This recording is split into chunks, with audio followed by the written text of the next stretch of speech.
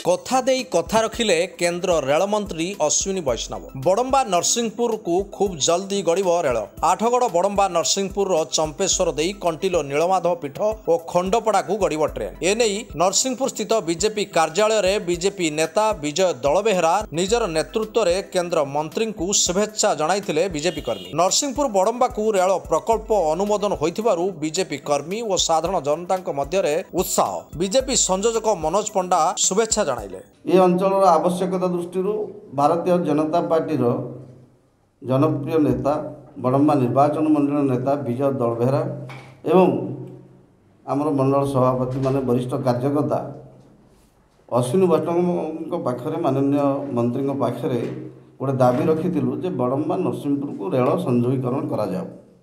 बहुत कम समय भितर ये अंचल गुरुत्व को उपलब्धि करी माननीय केंद्र मंत्री प्रधानमंत्री सहित आलोचना करी से प्रकल्प को मंजूरी देइछन्ती, जहाँ काली सब सोशल मीडिया रे भी होइछि एवं केंद्र मंत्री तांको चिठी रे व्यक्तिगत भाव हमको जणाइछन्ती। तेणु एहि परिप्रेक्षी केंद्र मंत्री अश्विनी वैष्णव को बड़म्बा नरसिंहपुर जनसाधारण तरफ आमे अशेष अशेष धन्यवाद दौचु।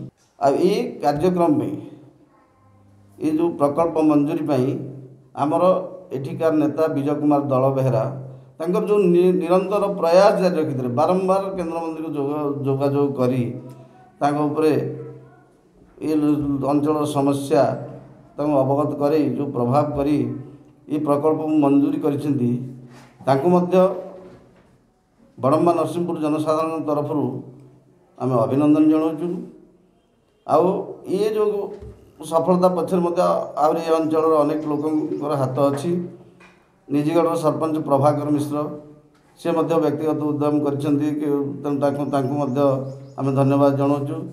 ये अंचल जिते सामाजिक संगठन से प्रयास ये अंचल बार एसोसिएशन जो माने व्यक्तिगत भाव चंपेश्वर जाकि भेटी से उद्यम समस्त सहयोग से आम भारतीय जनता पार्टी तरफ साधुवाद जनाऊँ। बड़म्बारू दिव्यलोचन महांती रिपोर्ट कामयाब टीवी।